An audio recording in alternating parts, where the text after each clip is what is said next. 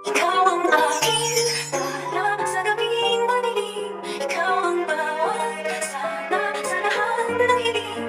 Sagot sa aking Mukhang pinapangatawanan na nga talaga ni Moira ang kanyang pagbabago dahil hindi man lang siya nagalit kila Annalyn at Giselle nang ito'y dumalaw sa kanya at tanging paghingi lamang nga ng tawad ang kanyang inaasam sa dalawa na hindi naman niya naibigay nitong si Giselle nang dahil nga sa wala siyang tiwala kay Moira. Hindi rin naman kasi natin masisisi si Giselle nang dahil sa ilang ulit na nga rin ginawa ni Moira ang paghingi ng tawad pero galing lamang sa ilong sa kabilang banda nang dahil nga sa dinami-dami ng mga inmate sa correctional na nangangailangan ng atensyong medikal ay magkakaroon na nga ng medical mission doon ng Apex Hospital at ibabalita nga ni Annalyn sa kanyang inang si Lynette na siya ang isa sa mga nangunguna sa medical mission na yun at naigakwento na nga rin ni Annalyn sa kanyang ina ang buong nangyari sa loob ng city jail nang sila'y dumalaw kay Moira. Laking gulat nga nitong si Lynette nang malaman niya sa kanyang anak ang paghingi nga sa kanila ng tawad nitong si Moira at ang hindi rin pag-amin nitong si Moira sa mga kasabwat niya sa pagdukot kay Lolo Pepe. Kaya naman mabubunutan na naman ng tinik etong si Doc Carlos na kinabahan pa nga siya dahil biglang tumingin sa kanya si Annalyn. Nambong akala talaga ni Carlos ay tuluyan na siyang chinucho ni Moira. Sa kabilang banda, napaka-small word naman talaga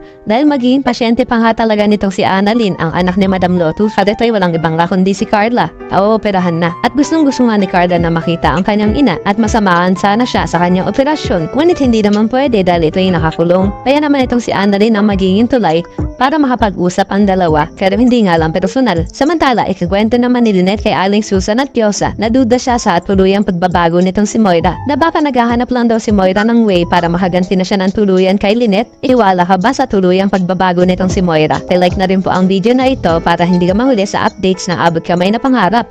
And pakisubscribe na rin po. Salamat sa